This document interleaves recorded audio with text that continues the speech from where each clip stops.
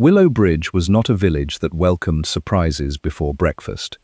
Its inhabitants preferred that unusual events occur, if they had to occur at all, between 2:30 and 4 in the afternoon, when everyone had finished their errands and possessed sufficient leisure to discuss them properly. An unexplained occurrence before 6 o'clock carried an air of bad manners, rather like arriving at a dinner party in muddy boots. Mrs. Edith Renshaw considered herself a practical woman. At 68, she had cultivated habits that left little room for imagination.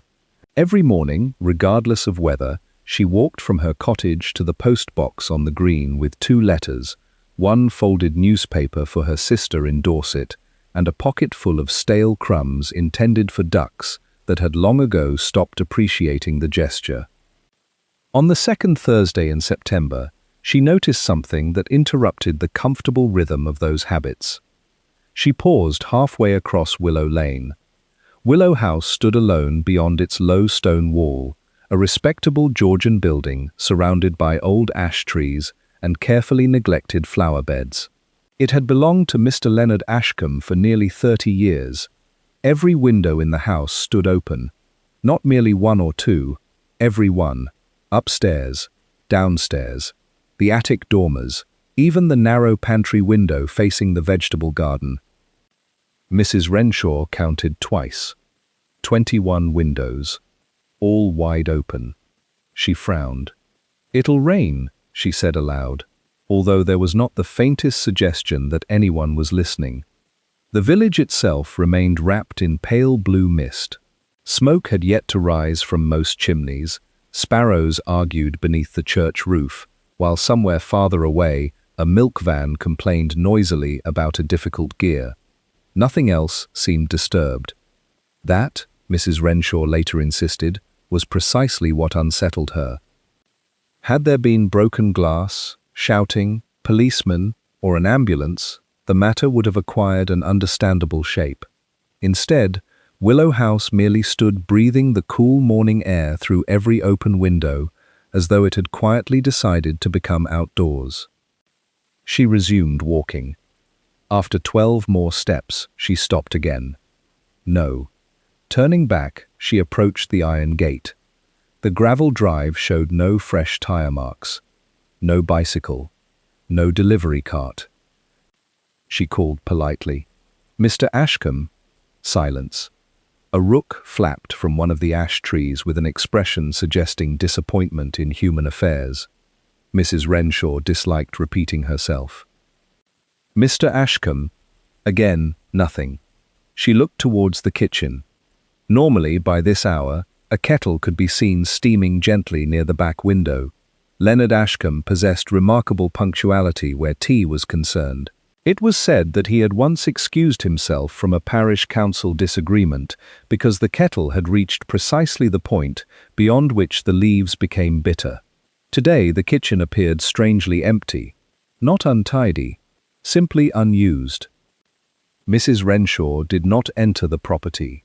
She belonged to a generation that considered uninvited entry into another person's house only marginally less improper than reading someone else's correspondence. Instead, she continued towards the village green. By 7 o'clock the matter had acquired witnesses. Mrs. Felicity Moore, who kept the bakery, declared that every upstairs curtain had also been tied back. Mr. Dennis Cooper argued this could not possibly be true because blue curtains did not possess suitable cords. Mrs. Moore replied that she had not inspected their fastening arrangements. Mr. Cooper observed that this omission weakened her entire statement. Neither seemed particularly interested in the windows themselves. At 7:20, the conversation reached Reverend Thomas Ellery outside St. Matthew's. He listened patiently. Perhaps Mr. Ashcombe wished to air the house. Mrs. Renshaw folded her arms. Before dawn, fresh air has no preferred hour. 21 windows. The Reverend hesitated. I'll admit it demonstrates enthusiasm. By 7:30, 6 villagers had independently walked past Willow House.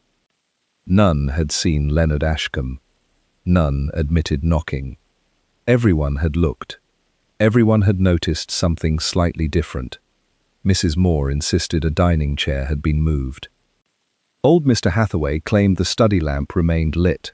Young Daniel Pike, cycling to work at the garage, was quite certain he had heard a gramophone playing somewhere inside, although he couldn't identify the tune. Each account sounded entirely sincere. No two agreed. This, as Inspector Arthur Price would later remark, was often more informative than unanimous certainty. At 9 o'clock, the village postmistress finally telephoned the county police. Not because she believed a crime had occurred, because, as she explained with considerable dignity, something has become socially irregular. The constable who answered requested clarification. "There is a gentleman." "Yes?" "His windows are open." A pause. "All of them." Another pause. "And he cannot presently be located." The constable thanked her with admirable professionalism. After replacing the receiver, Miss Beatrice Collins looked around her little post office. 3 customers were pretending to examine greeting cards while listening with complete concentration.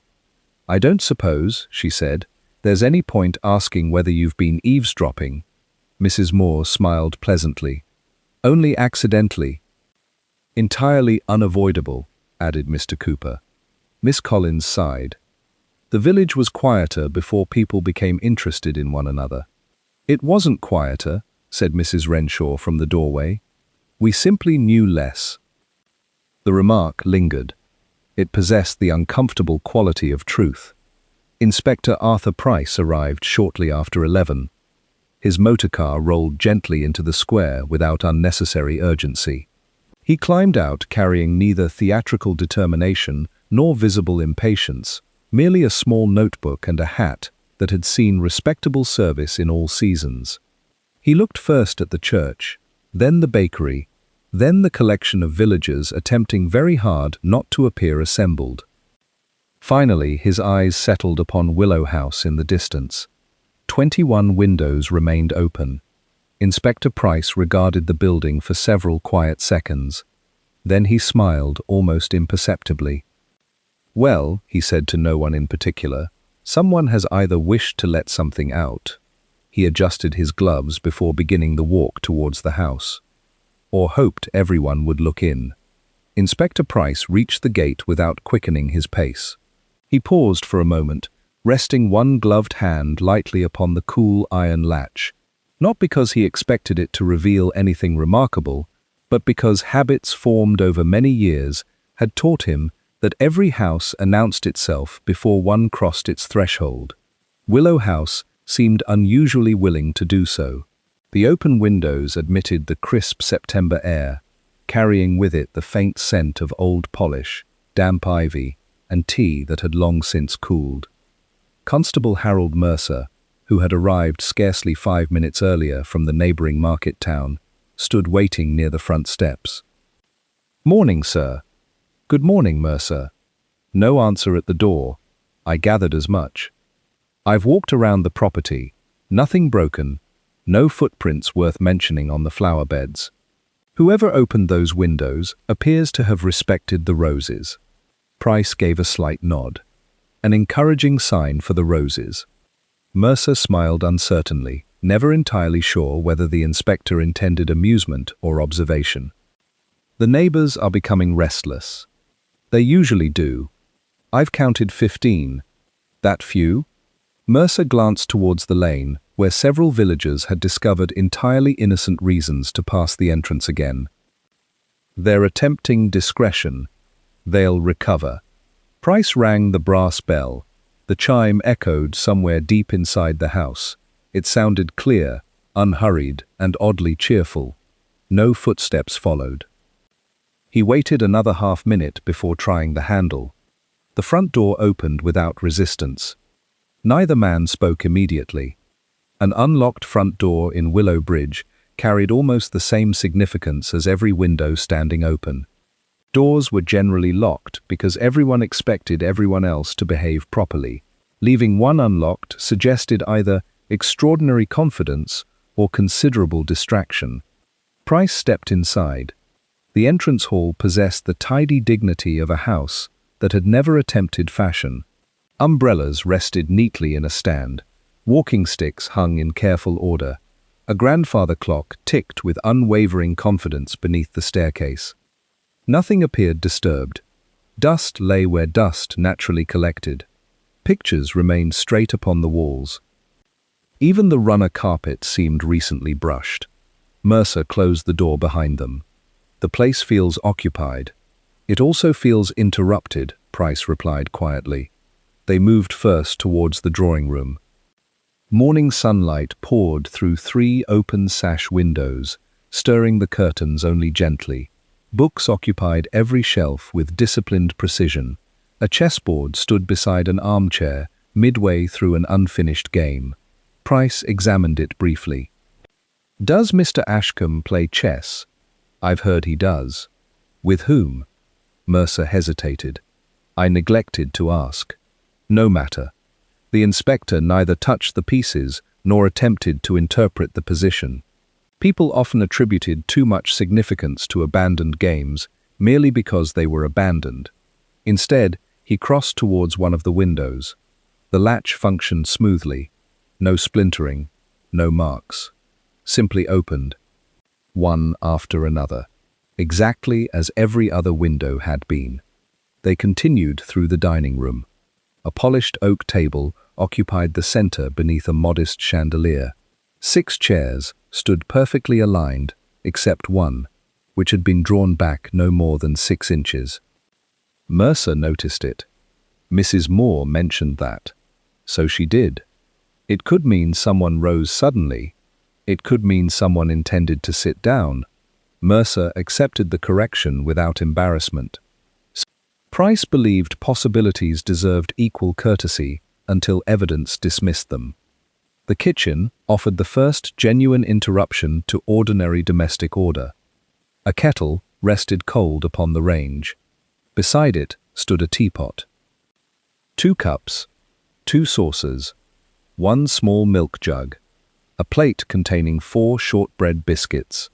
1 biscuit had been eaten, not half, not bitten and abandoned. Entirely consumed. The 2nd cup remained untouched. Price regarded the arrangement for several moments. Mercer spoke softly. "Looks as though someone expected company. Perhaps." The 2nd cup suggests 2 people. It suggests someone laid out 2 cups. Mercer nodded again. There was a distinction. Price lifted the lid from the teapot. The leaves had long finished brewing. Cold. Several hours cold. He replaced the lid exactly as he had found it. No signs of struggle. No. No broken crockery. No. No haste. Price looked once more at the carefully arranged tray. "I wouldn't go that far." Mercer frowned. "I don't follow." "The biscuits." "The biscuits? There are 4. "Yes. If Mr. Ashcombe were entertaining someone he knew well, he generally offered 6. Mercer blinked. "You know that." "I don't." The inspector's eyes remained upon the tray.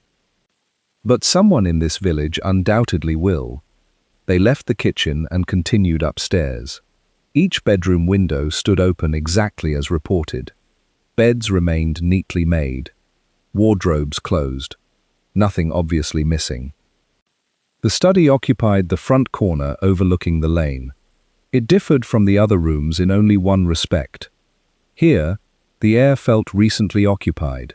A reading lamp still burned upon the desk, despite the daylight. Several papers lay arranged in deliberate stacks. An uncapped fountain pen rested beside an open notebook. Price leaned closer. The page contained nothing but a list of village surnames: Renshaw, Cooper, Moore, Ellery, Collins, Pike, Hathaway. Several more followed beneath them. No addresses, no remarks. Only names. Mercer looked over his shoulder. "Should I recognize any significance?" "Not yet." Price closed the notebook gently. On the mantelpiece stood a framed photograph of Leonard Ashcombe beside 3 other men in cricket whites, taken many years earlier. The inspector studied their expressions rather than their faces. People often smiled differently depending upon whom they trusted. His attention shifted towards the fireplace. Fresh ashes, recently used. Yet the morning had not been especially cold. Mercer noticed him looking. Odd time for a fire. Perhaps. Price crouched briefly. Among the grey ash rested the curled remains of burnt paper. Too damaged to read, too completely consumed to reconstruct by eye. He made no attempt to disturb it. Instead, he stood and crossed once more to the open window. From here, he could see nearly the entire village green. The bakery, the church, the post office. Almost every daily routine unfolded within view. Whoever had opened every window had ensured the house itself became impossible to ignore. That seemed increasingly deliberate. Mercer approached quietly. "What now, sir?" Price looked across the rooftops where several curtains twitched with admirable subtlety. "Now," he said, "we make tea." Mercer stared. "Tea?" "We've found one untouched cup." "Yes. I'd rather discover who expected to drink it than speculate why they never did." Outside, as if the village had sensed permission to resume breathing, the church bell struck the quarter hour. Within minutes, Inspector Price and the constable stepped back onto the front path, closing neither the door nor the windows, and made their unhurried way towards the bakery, where conversation was invariably served before the tea, and often proved considerably stronger.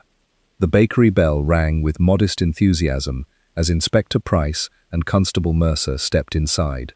Warm air carried the scent of fresh bread, cinnamon, and flour, dissolving the lingering chill gathered from Willow House.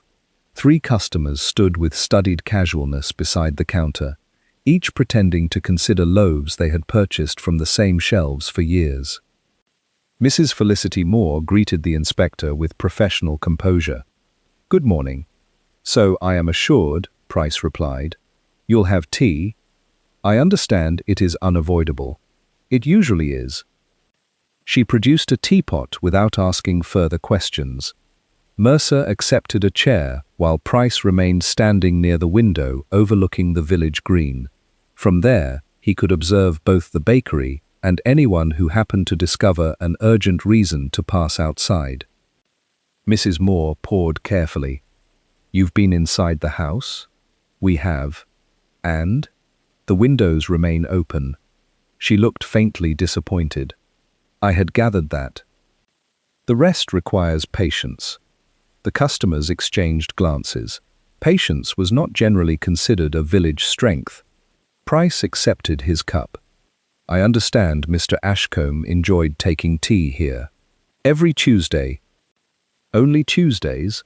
He said routines deserved occasional witnesses. Price smiled faintly. A sensible remark. Mrs. Moore nodded. He preferred sitting near the front. He watched people without appearing to. Did they mind? Most never noticed. Mercer stirred his tea. Who usually joined him? No one regularly, but occasionally. She hesitated.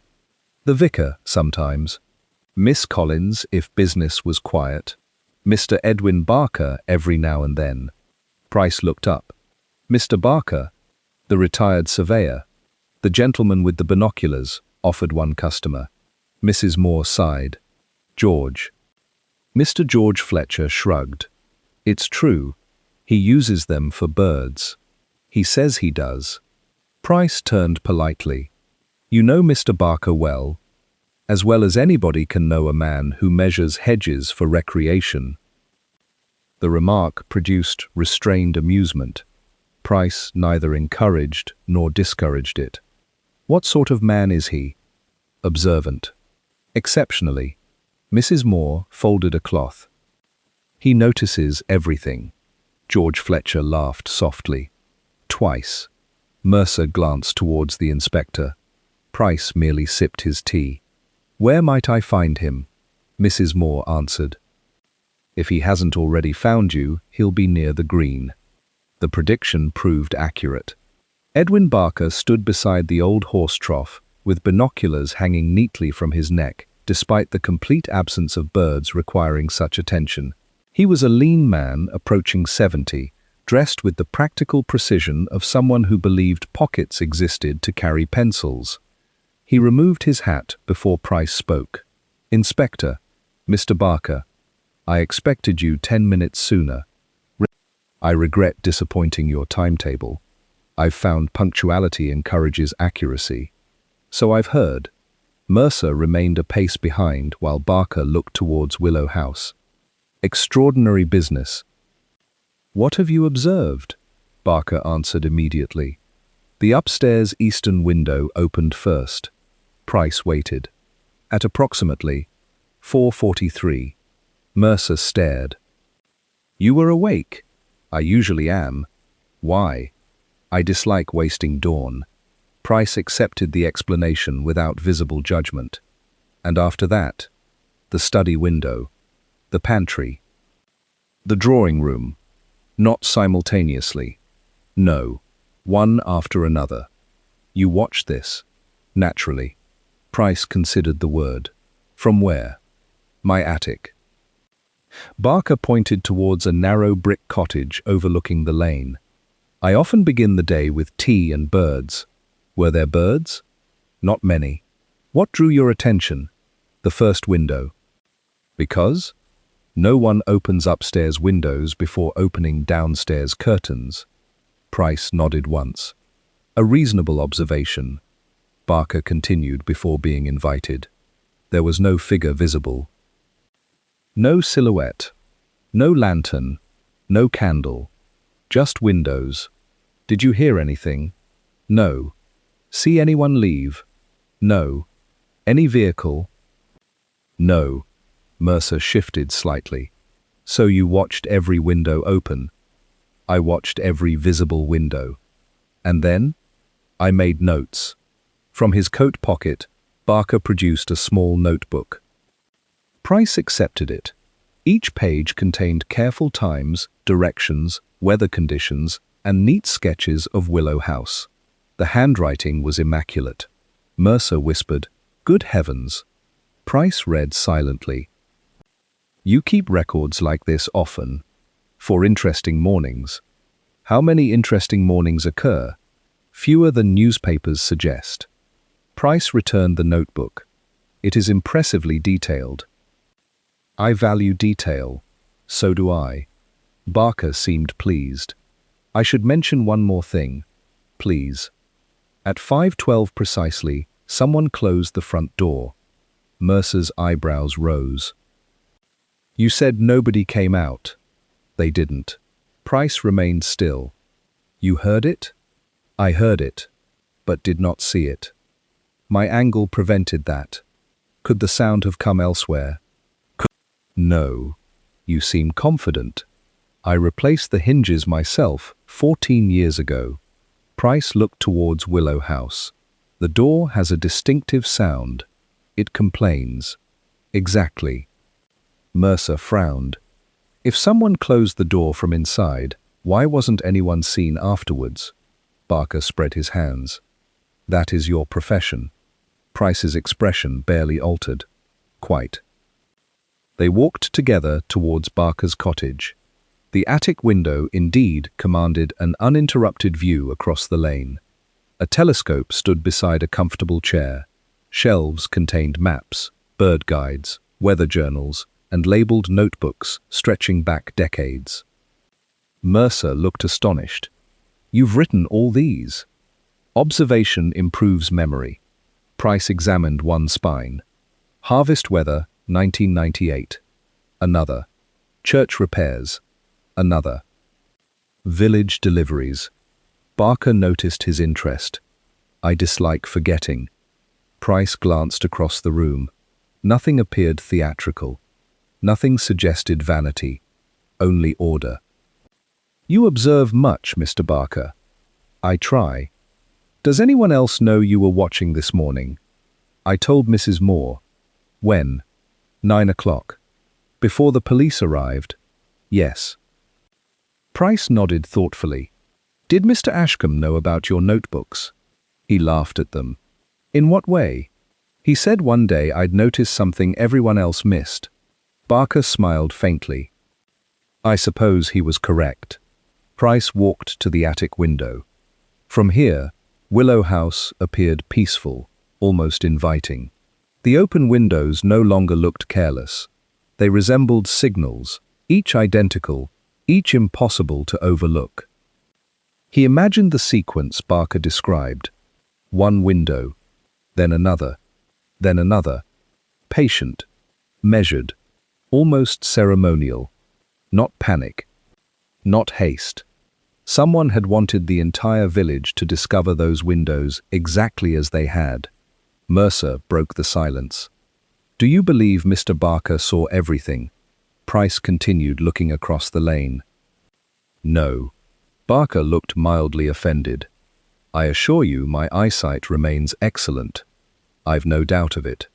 Then what did I miss? The inspector turned at last. The same thing everyone else missed. And what was that? Price settled his hat before answering.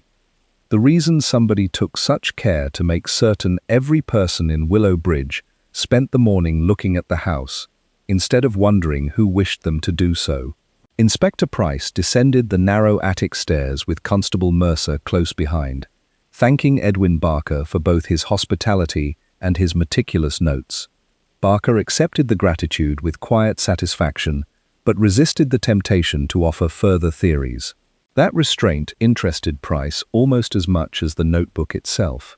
Men who noticed everything usually found silence considerably harder than observation. Outside, the afternoon had settled into gentle brightness. The mist had vanished, leaving the village common washed in pale sunshine. Children chased one another around the ancient lime tree, while two elderly gentlemen argued amiably over the proper method of repairing a dry stone wall. Ordinary life had resumed, though every conversation paused briefly as the inspector crossed the green. Mercer glanced towards Willow House. Do we return there? Not immediately. You've another destination? I believe so. The common. Price nodded. There is only one path across it leading towards the mill cottages. Mr. Ashcombe used it almost daily. Mercer considered that. Exercise. So, I understand. They followed the narrow footpath cutting through the grass. Sheep grazed lazily beyond a weathered fence, paying little attention to passing humans. The common possessed a remarkable ability to make even urgent matters appear patient. Halfway across, they encountered Mrs. Agnes Turner, carrying an empty wicker basket. She stopped. Inspector, Mrs. Turner. You'll be looking into poor Mr. Ashcombe. We are. I hope you found him. Not yet. She sighed. He never missed Thursday. Mercer looked up. Thursday? My sister lives beyond the mill. Leonard always carried fresh vegetables for her, said she disliked asking anyone. Price listened without interruption. Did he make the journey this morning? No. You expected him. Every Thursday for nearly 3 years. What time? About 8:30. Did anyone else know of this arrangement? I imagine my sister did. Price smiled politely. A reasonable assumption. Mrs. Turner returned the smile. She'll tell you the same. And where shall we find her? The white cottage beside Willow Brook. After wishing her good afternoon, they continued. Mercer broke the silence. Another routine. Yes. They seem important. They usually are. The vegetables? Not particularly. The expectation. Mercer nodded slowly. When people behaved predictably, their absences acquired shape. The brook murmured beside the footpath as they approached the mill cottages. The first stood empty, awaiting repairs. The second belonged to Miss Eleanor Briggs, Mrs. Turner's younger sister, whose tiny front garden displayed remarkable success with late roses, despite stubborn soil. She answered the knock almost immediately. Inspector Price introduced himself. "I understand Mr. Ashcombe often visited. Every Thursday. He failed to arrive today. I noticed. Were you concerned?" "I became concerned after 10. Not before." She shook her head. Leonard was punctual, but never hurried. Price accepted the distinction. Inside, the cottage smelled faintly of lavender and baking apples. Everything reflected careful economy without appearing deprived. A knitted blanket lay folded over one chair. 2 books rested upon the windowsill. Miss Briggs poured tea before anyone requested it. "You'll forgive me," she said, "but difficult conversations improve with cups." "They often do," Price agreed. She sat opposite. "Leonard brought vegetables because I can no longer manage the allotment." "Did you pay him?" He refused. "Why?" "He claimed surplus beans required friendship more than money." Mercer smiled. "That sounds generous." It sounded stubborn. Price stirred his tea. "Did he mention expecting company today?" "No." "Yesterday?" "No." "Any recent disagreement?" She considered carefully. "Nothing serious." "What counts as serious?" "He seemed disappointed with someone." "Whom?" "He wouldn't say." "What exactly did he say?" Miss Briggs closed her eyes briefly. "Some people mistake curiosity for kindness." Price remained thoughtful. "When did he say that?" "Tuesday." "Did he explain?" "No." He changed the subject. Mercer leaned forward. "Did he appear frightened?" "Certainly not." "Worried?" "A little." "About himself?" "I couldn't tell." Price thanked her. As they prepared to leave, Miss Briggs remembered something. There was an errand. Price paused. "What sort of errand?"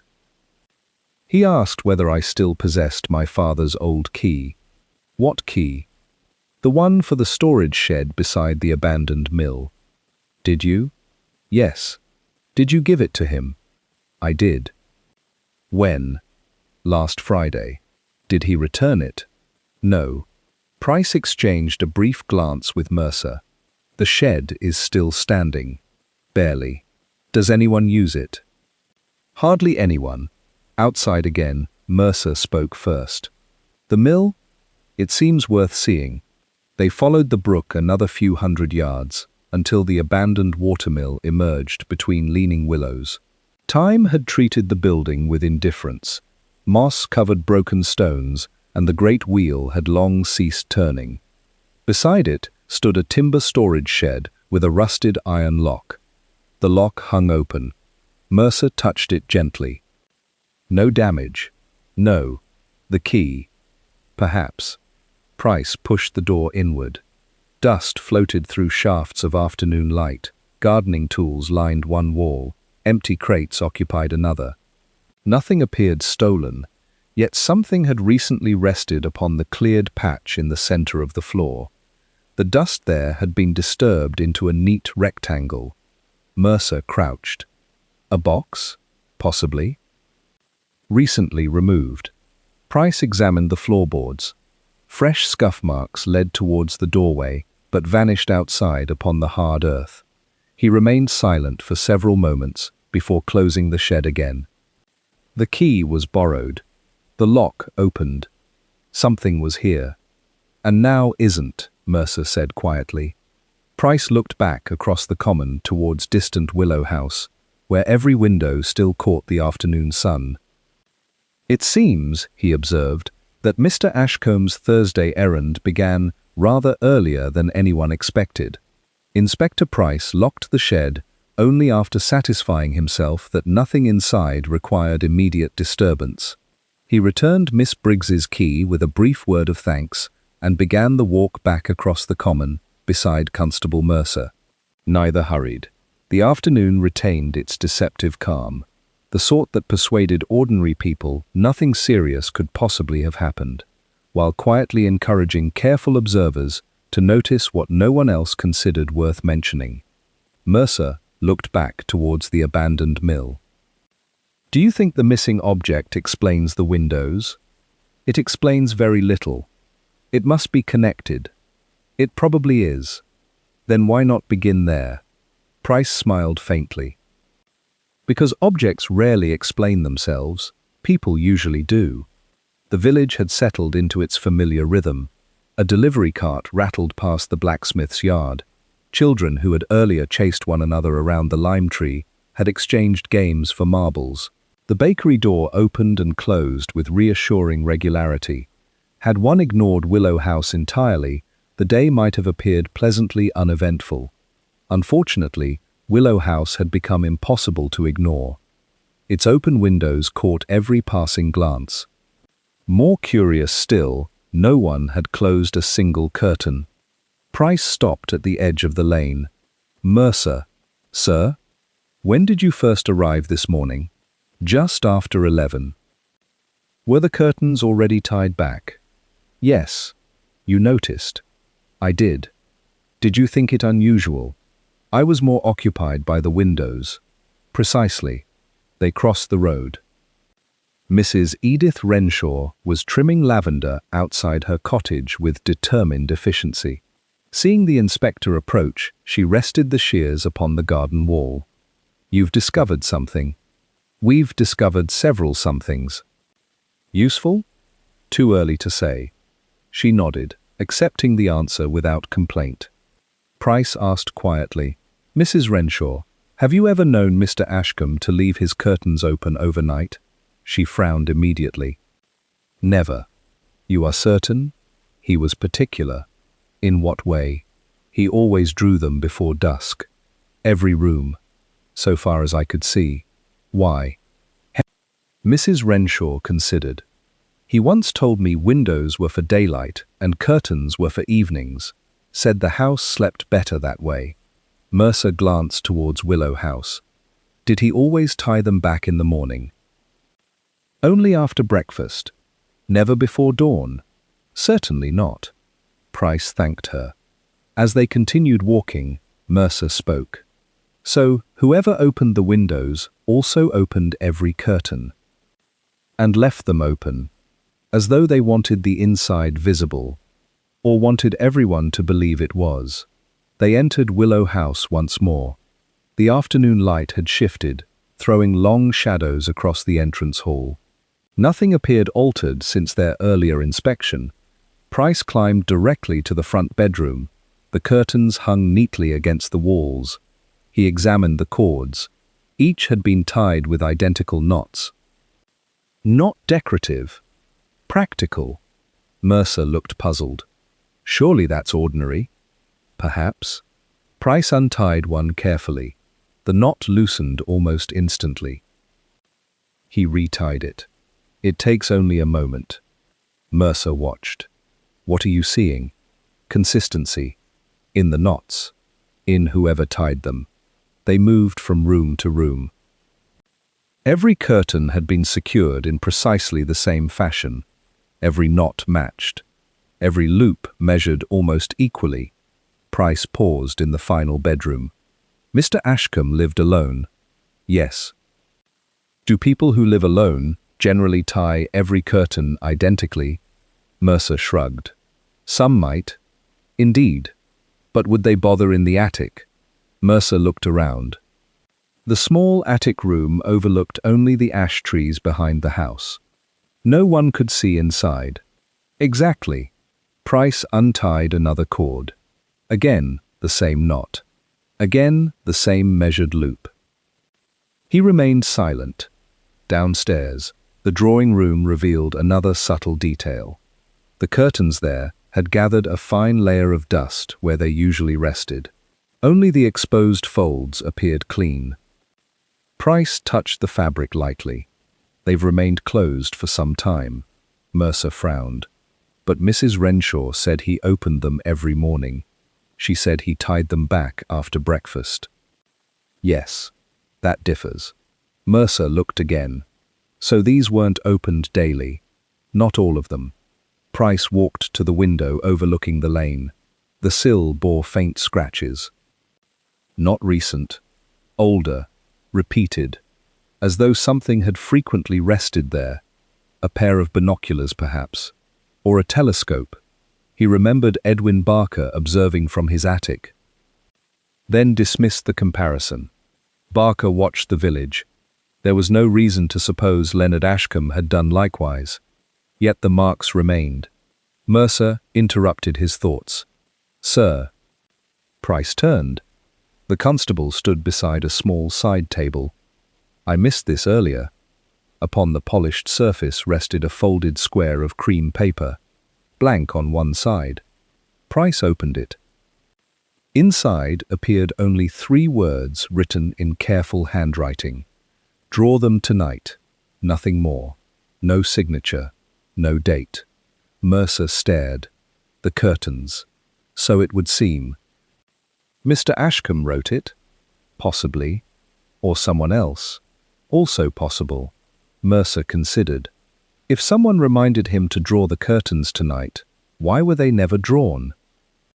Price folded the note exactly as he had found it. "A better question," he replied, "is why someone considered it necessary to leave themselves a reminder." He slipped the paper into an evidence envelope. The clock in the hall struck 4. Its measured chime echoed through the quiet house. Price descended the stairs slowly. Near the front door, he stopped again. The umbrella stand contained 3 walking sticks, one heavy, one light, one fitted with a polished silver handle. Only 2 showed signs of recent use. The silver-handled stick carried a faint coating of dust near its ferrule. Mercer noticed his attention. "Different stick today, perhaps." He walked to the mill. "If he did. You think someone else borrowed it? I think assumptions accumulate more quickly than facts." They stepped onto the front porch. Across the lane, several villagers looked away with remarkable synchronization. Price pretended not to notice. Instead, he looked once more at the broad facade of Willow House. Open windows, open curtains, a front door left unlocked. Each detail invited observation. None explained itself. Mercer followed his gaze. "It almost feels like a performance." Price adjusted his gloves. "Yes, a carefully arranged one. And performances," he said quietly, "are rarely intended for an audience of one." The inspector allowed the silence to linger after his remark. Mercer had learned that such pauses were seldom empty. Price rarely filled them with conclusions before other people had an opportunity to do so themselves. They walked away from Willow House at an unhurried pace, leaving its windows open exactly as they had found them. Whatever purpose they served, disturbing them now would only interrupt someone else's design. As they reached the village green, the mellow sound of the church bell drifted across the afternoon. Mercer glanced towards St. Matthew's. "Choir practice." "So it is. You intend to attend?" "I've discovered that singing often encourages memory." Mercer smiled. "I'd have thought the opposite. Only among enthusiastic singers." The church door stood open. Inside, shafts of late sunlight crossed the stone floor, while the choir arranged themselves with the gentle confusion that preceded every rehearsal. Reverend Ellery stood near the chancel, attempting to distribute music without appearing to command anyone. His success varied. He greeted the inspector warmly. "I wasn't expecting visitors. We've no wish to interrupt. You've arrived at exactly the moment interruption becomes unavoidable." One of the altos laughed quietly. Price removed his hat. "I understand Mr. Ashcombe occasionally attended rehearsals." The Reverend nodded. "He never sang." "No?" He insisted his voice possessed admirable confidence, but unfortunate judgment. Several choir members smiled. "He preferred listening," added Mrs. Janet Wilcox, the organist. "He claimed harmonies revealed character." Price regarded her with interest. An unusual opinion. He had several. The singers gradually settled into their places. Mrs. Wilcox struck a gentle chord upon the organ. Before she could continue, the heavy west door opened again. Everyone turned. Edwin Barker entered, slightly out of breath. "I beg your pardon." The Reverend looked surprised. You've never attended choir. I haven't come to sing. Price waited. Barker removed a folded envelope from his coat. I've remembered something. The inspector accepted it. When? 5 minutes ago. What prompted it? I walked past my desk. Mercer looked puzzled. Barker continued. I keep correspondence arranged by subject. While replacing my notebook, I found this behind last month's parish notices. Price unfolded the paper. It was a brief note written in Leonard Ashcombe's hand. Could you tell me whether the church tower window can be seen from the road before sunrise? I should be grateful for accuracy rather than assumption. No signature beyond initials. No explanation.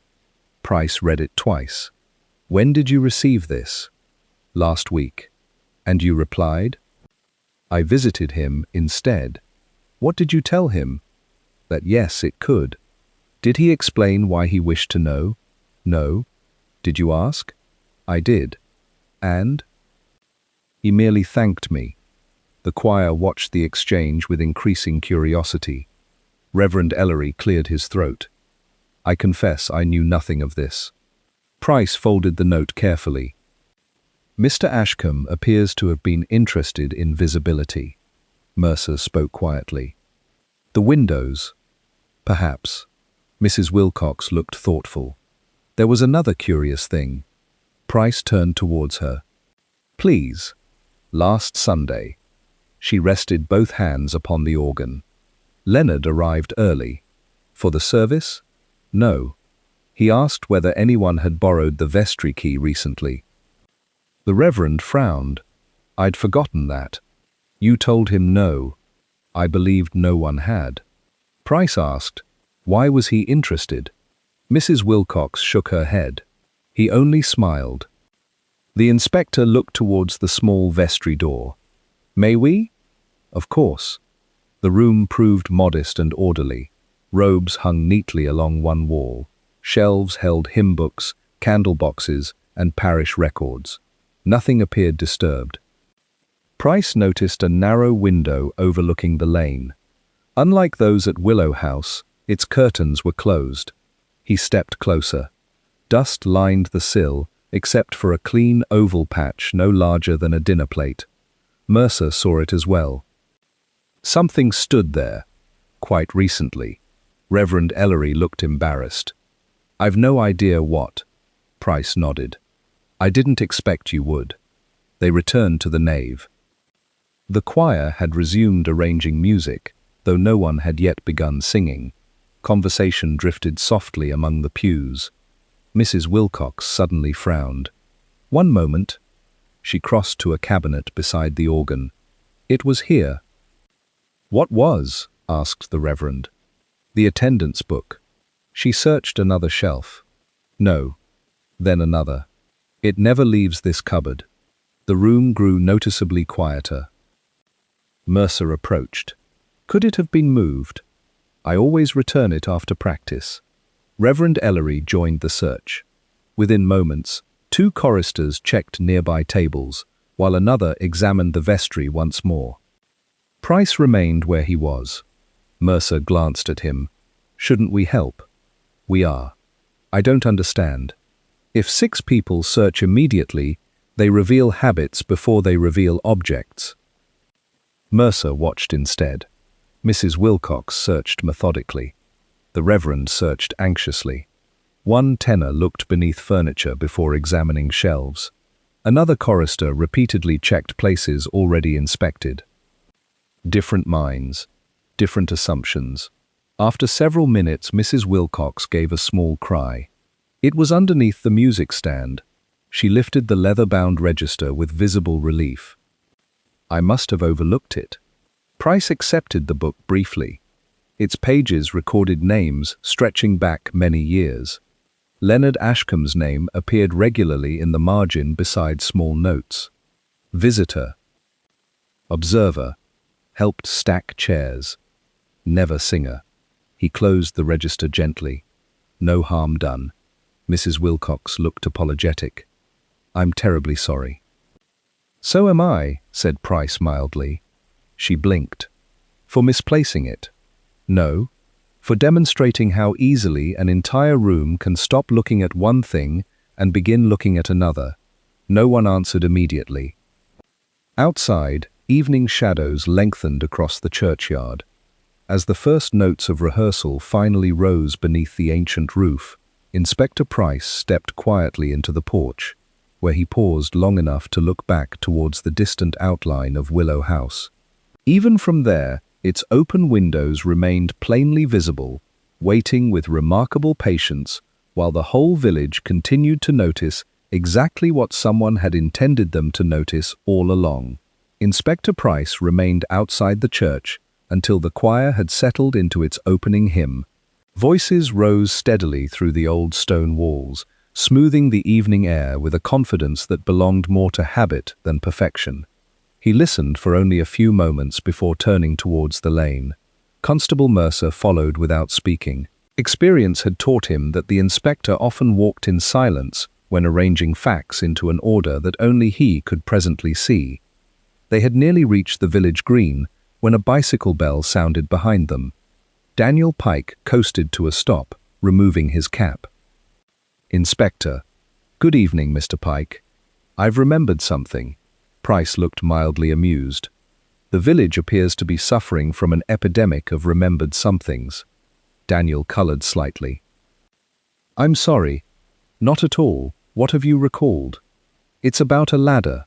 Mercer exchanged a quick glance with the inspector. "What ladder?" Price asked. "The long ash ladder from Mr. Ellis's workshop." "The carpenter?" "Yes." "When?" "Monday afternoon." Price folded his hands behind his back.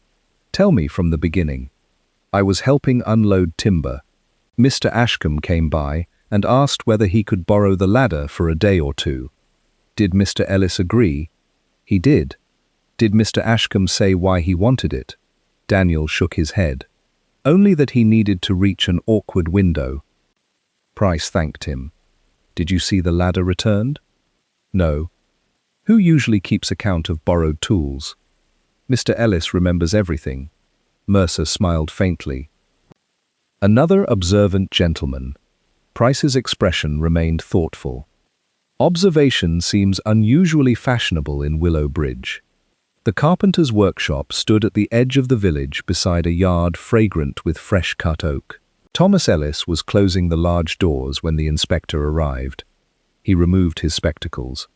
"I expected you'd call eventually." "Were you expecting us today?" "No." "Then why eventually?" Ellis smiled. "Because Leonard borrowed my best ladder, and that struck you as unusual. He owned one."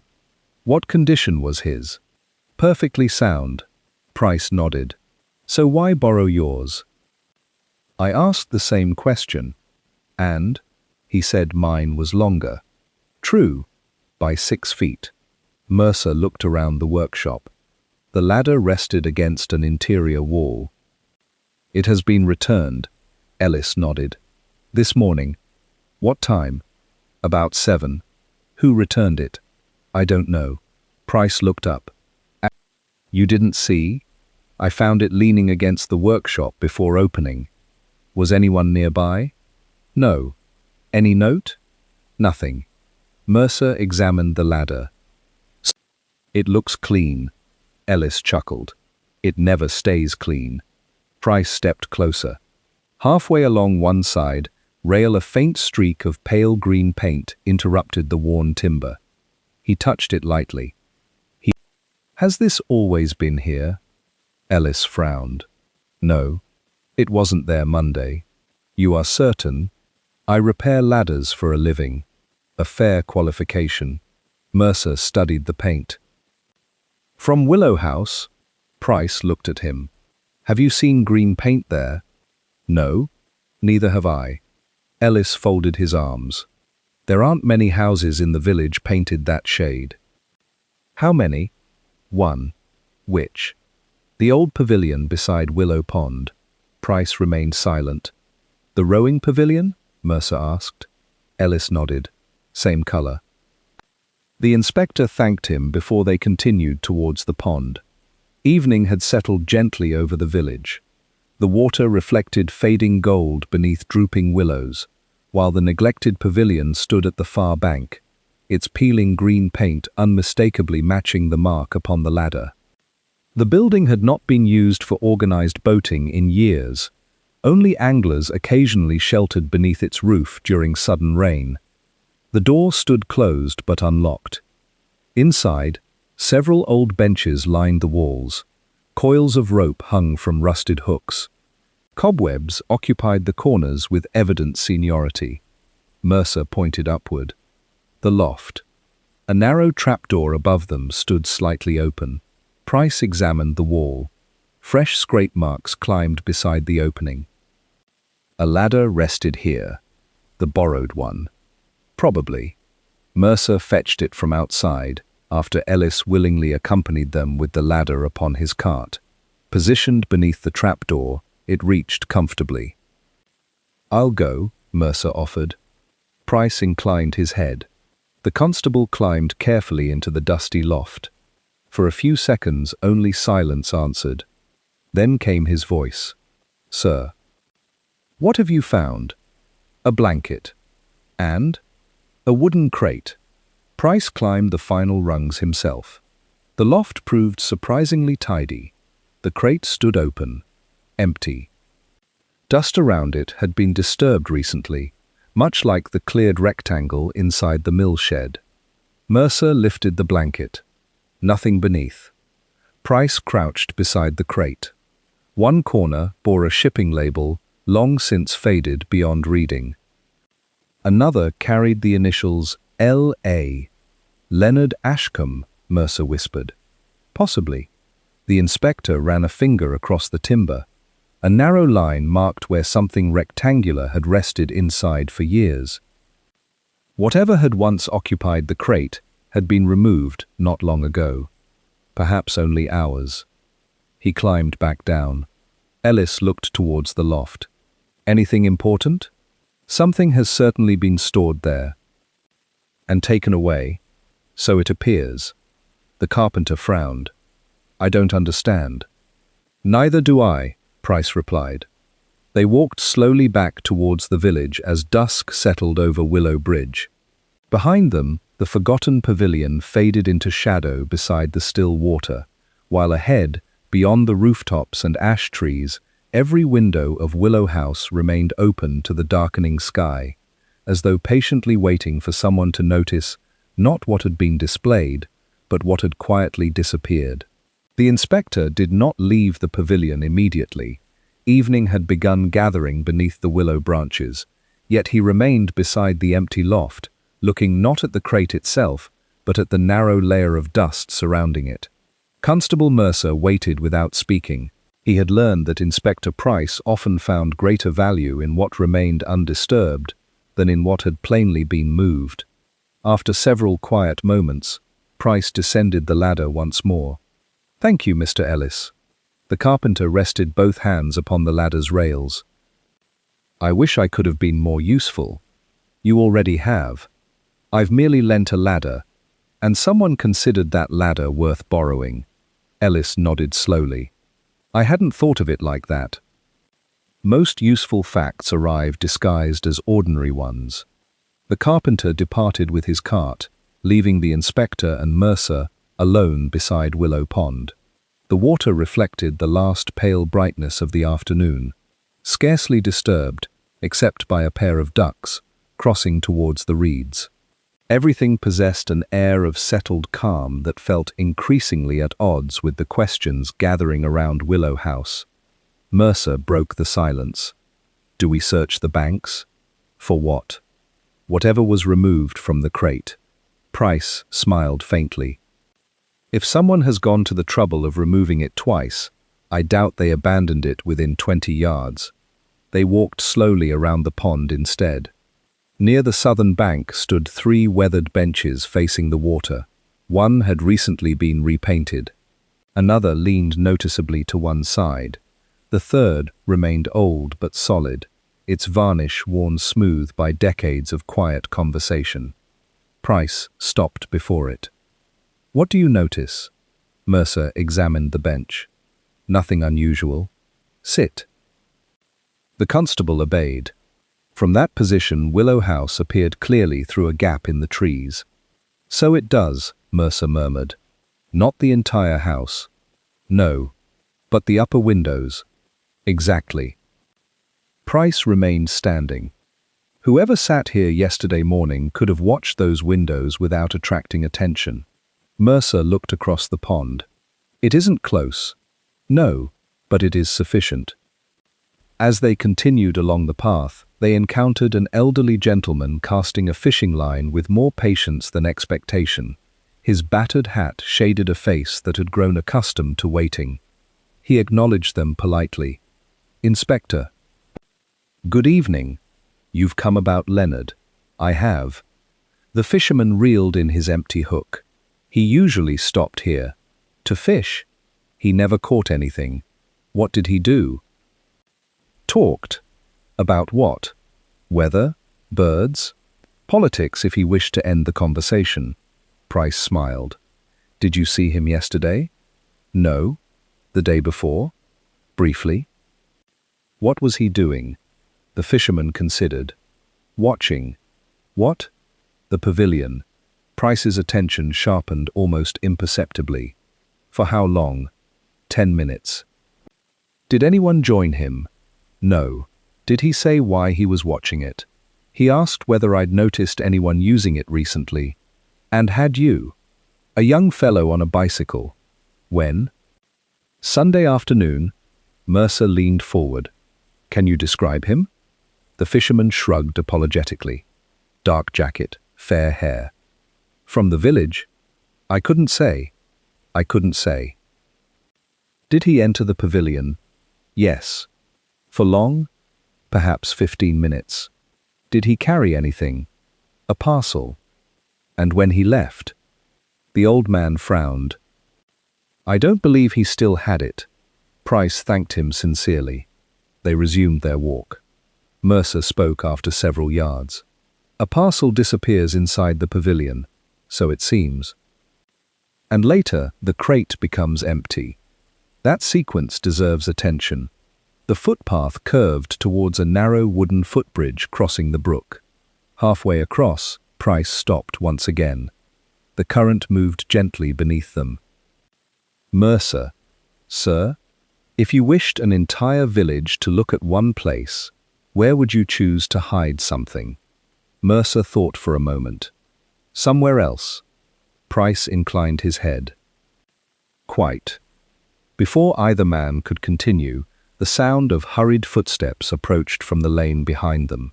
Mrs. Felicity Moore arrived, slightly breathless, but maintaining remarkable dignity despite the pace. "I've been looking for you." "I hope unsuccessfully until now."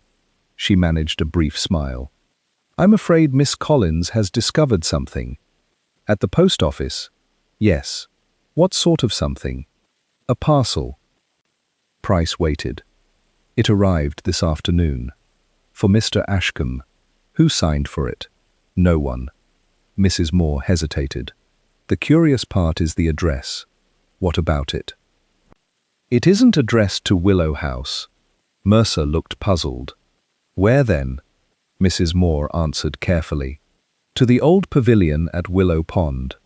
For the first time that day, Inspector Price turned immediately without another question. The three of them crossed the common at an unhurried but unmistakably purposeful pace. Twilight had begun settling over the village, drawing curtains of blue across the hedgerows, while the open windows of Willow House remained faintly visible above the ash trees. Mercer glanced towards them. "They're still open." "Yes. And now we have another place connected to the same affair." Price kept walking.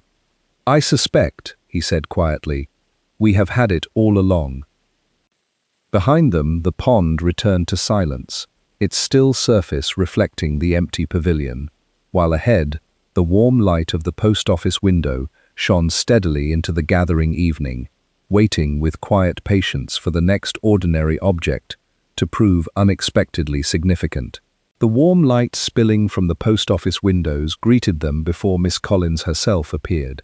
She had already placed the parcel upon the counter, untouched except for the careful inspection that every conscientious postmistress believed entirely proper before involving the police.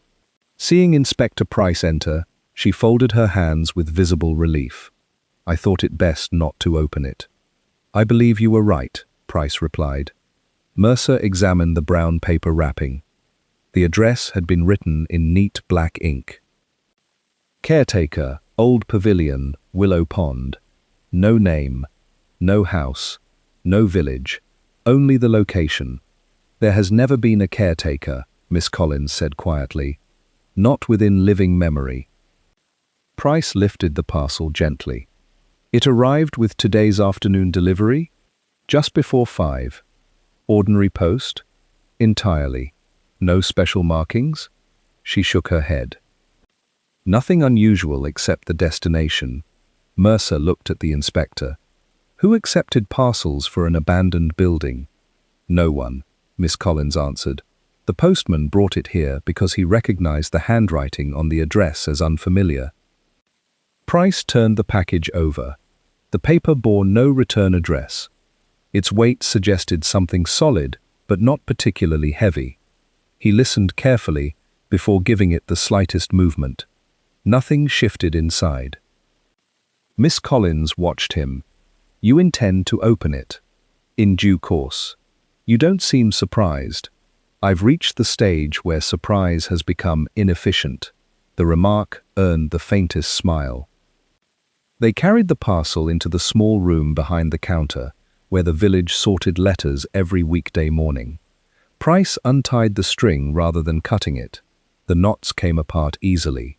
Inside rested a plain wooden box. Mercer lifted the lid. The box contained only a folded sheet of paper. Nothing else. He looked puzzled. Empty. Price unfolded the note.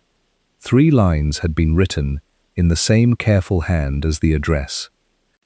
"Some things are safer where everyone can see them. Others survive only when nobody looks. You already know the difference." No signature appeared. Mercer read the words again. "It sounds like a riddle." "It sounds," Price replied, "like someone assuming the reader shares their understanding." Miss Collins frowned. "Do you?" "Not yet." He slipped the note into his notebook. Outside, evening had deepened. Lamps glowed behind cottage windows, while conversations drifted gently across the green. Willow Bridge had begun discussing the mystery, with the quiet confidence that small villages reserved for matters they did not fully understand. As they stepped into the square, Reverend Ellery approached from the church. "I hope I'm not interrupting. You are becoming rather fashionable if you are." The Reverend smiled politely. "I've remembered something Leonard once said." Price waited. "It was after harvest supper last month." "What did he say?" "He remarked that people often confused seeing with looking." Mercer glanced at the inspector. "The same words." The Reverend nodded. "I asked him what he meant." "And?" he answered. "Seeing requires eyes, looking requires intention." Price remained thoughtful.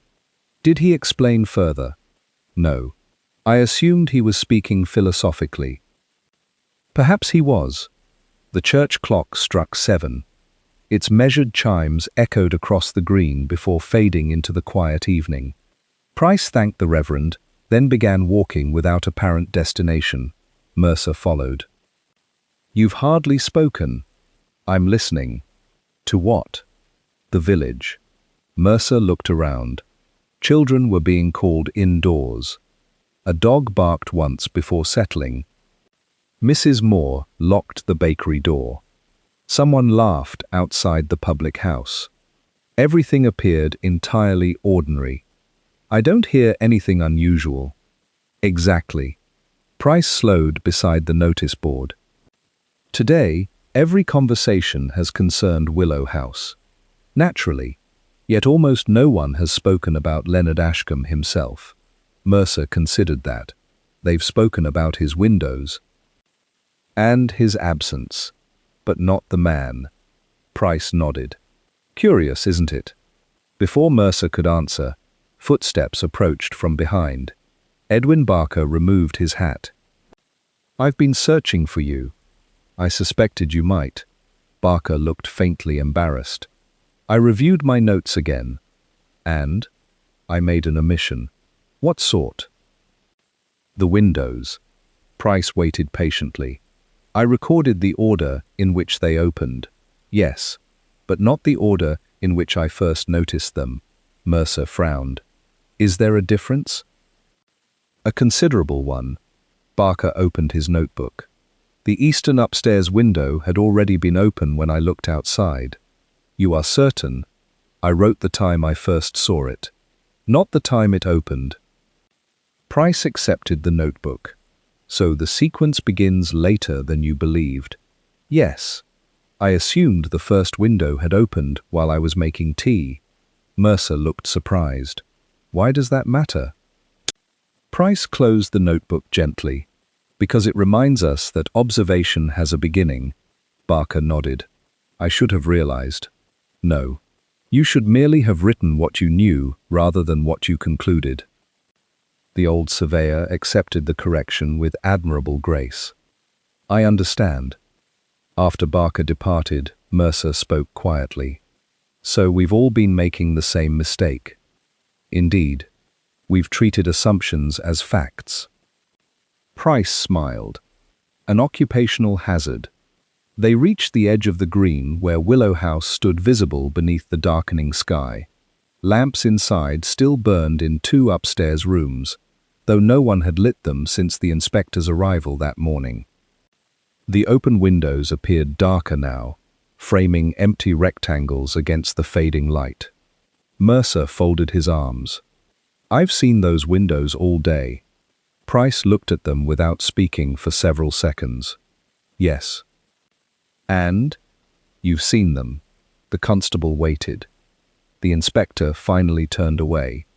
"It is time," he said quietly, "that we began looking instead." Inspector Price left the village green without another word. Constable Mercer followed, resisting the temptation to ask what the inspector intended next.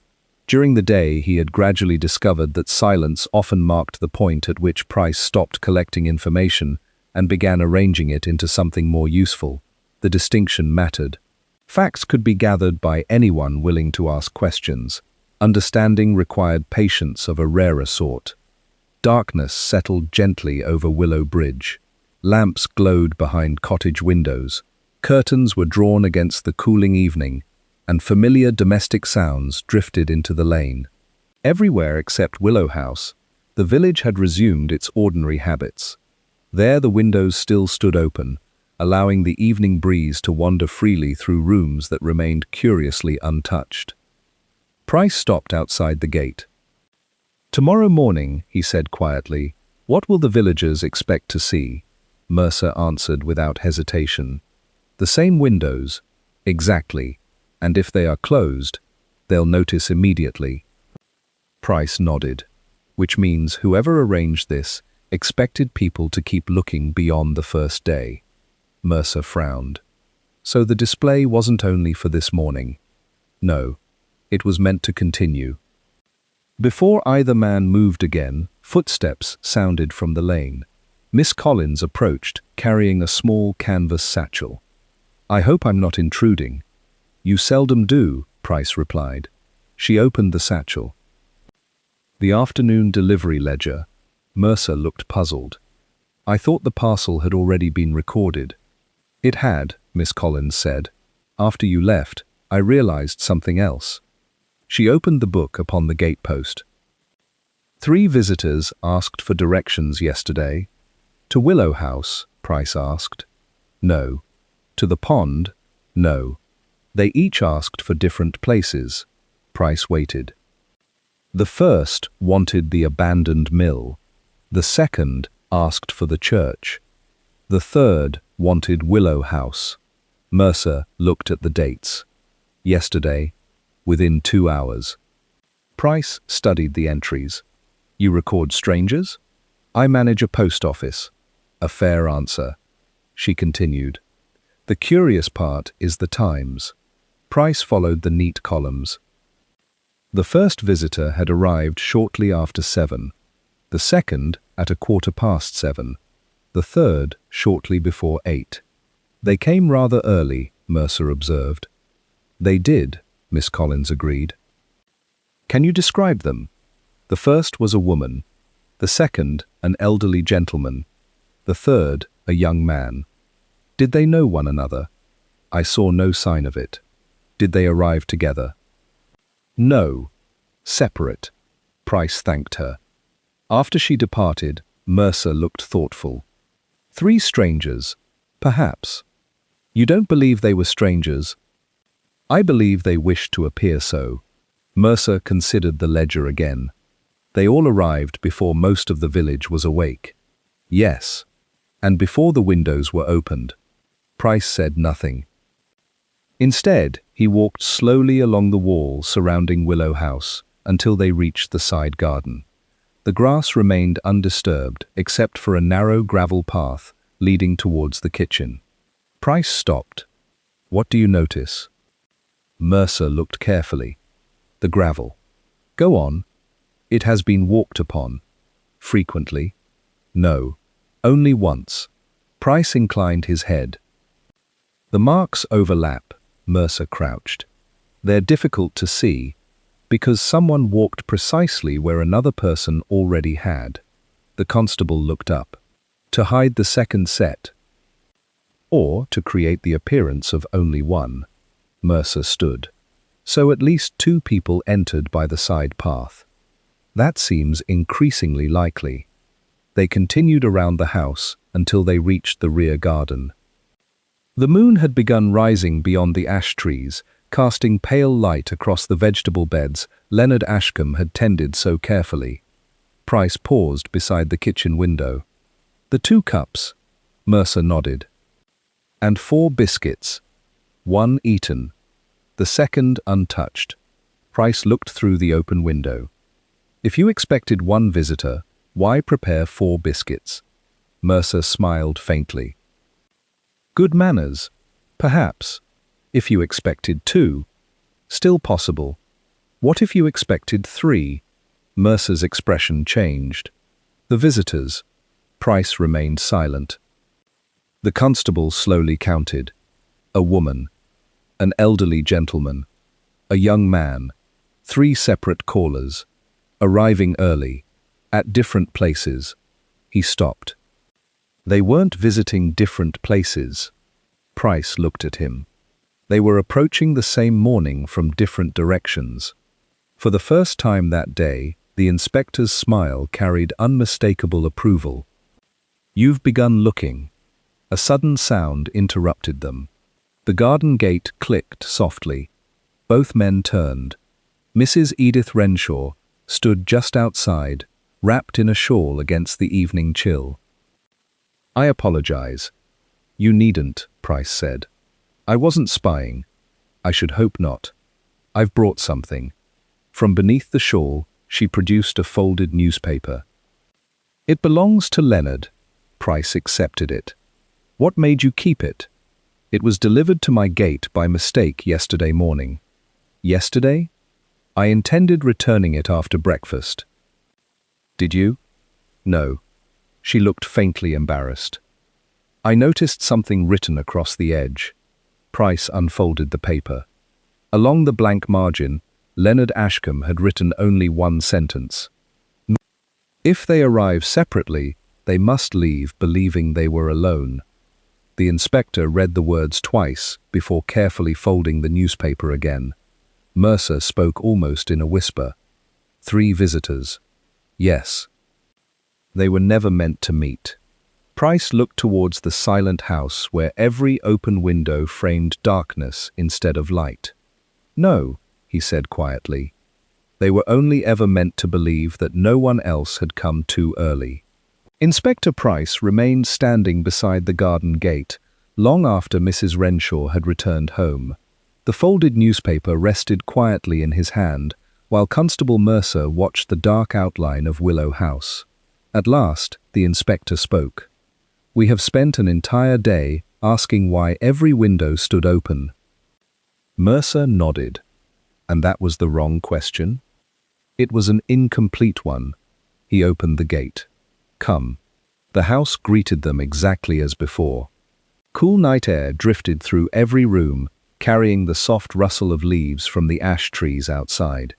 Price walked neither to the kitchen nor the study, but into the entrance hall, where he removed his gloves and placed them carefully upon the small table beneath the grandfather clock. Mercer, how many entrances does this house possess? The front door, the kitchen, the garden, the pantry, and the windows. Quite. The constable frowned. You believe they were used? I believe everyone assumed they were. Price climbed the stairs and entered the front bedroom. Moonlight streamed through the open sash. He stood where anyone looking from the lane would expect to find the owner of the house. Yesterday morning, he said quietly, 3 visitors arrived separately. Each believed himself alone. The newspaper proves that. Yes, they came by different routes, so they would never meet. Mercer looked towards the village. But why? Because Leonard Ashcombe wished each of them to collect the same impression. The open windows? No. The empty house. Price returned downstairs and crossed into the drawing room. He lit the reading lamp that had remained on since the previous morning. Think about the tea. 2 cups, 1 untouched. The biscuits. 4. Mercer stopped. There were never only 2 people expected.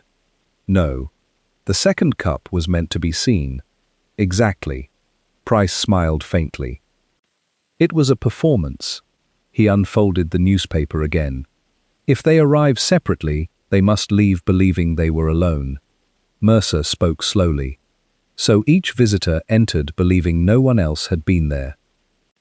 And each departed before the next arrived. The windows distracted everyone afterwards. They did something more useful. Price walked to the nearest sash window and rested his hand upon the frame. They prevented anyone asking the simplest question, which was, who closed the house? Mercer looked around. It never was. Precisely. Every curtain had remained tied back. Every window remained open.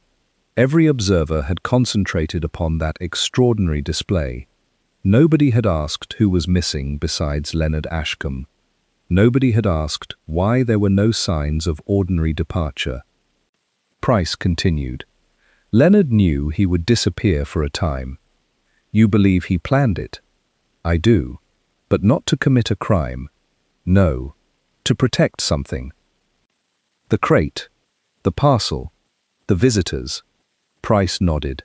The object hidden in the mill shed was moved to the pavilion, then removed again, before dawn.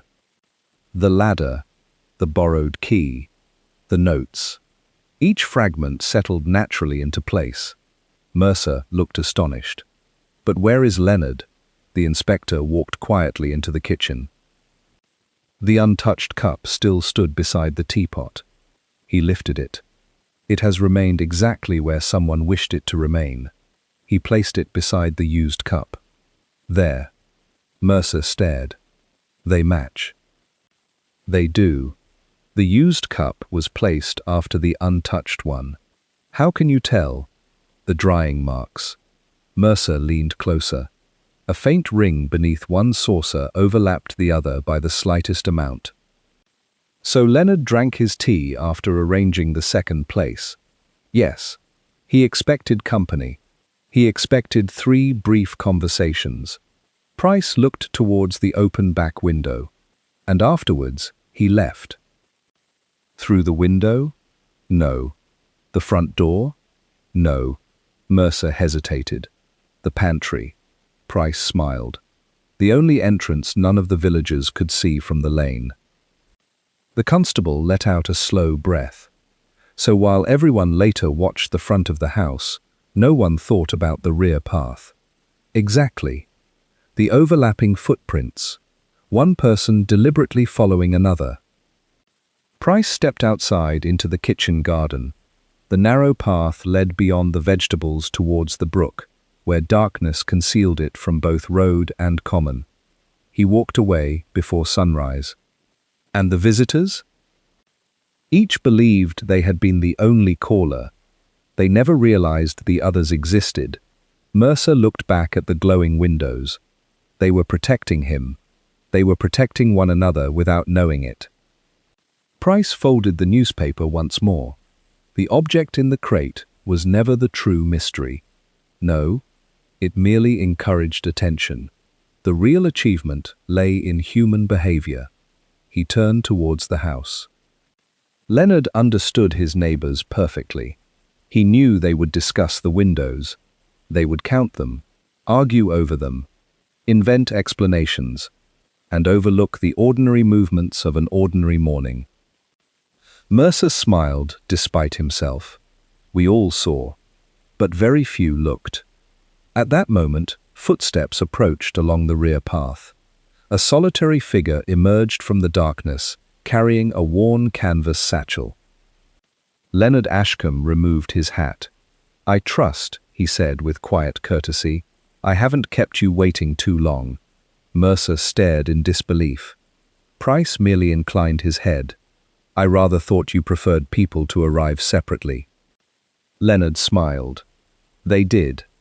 And now? Now they've all gone." He looked back towards Willow House. "If you don't mind, Inspector, I'd be grateful if we closed the windows." Without another word, the two men moved through the silent house together. One by one, they lowered each sash, fastened every latch, and untied every curtain before drawing them neatly across the glass. As the last window closed, Willow House ceased to resemble a stage and became an ordinary village home once more. Outside, Willow Bridge settled peacefully into the familiar comfort of an evening that no longer demanded explanation, while those who had spent the day watching the house never realized that the mystery had been solved, not by discovering what had been hidden, but by understanding why everyone had looked in the wrong direction.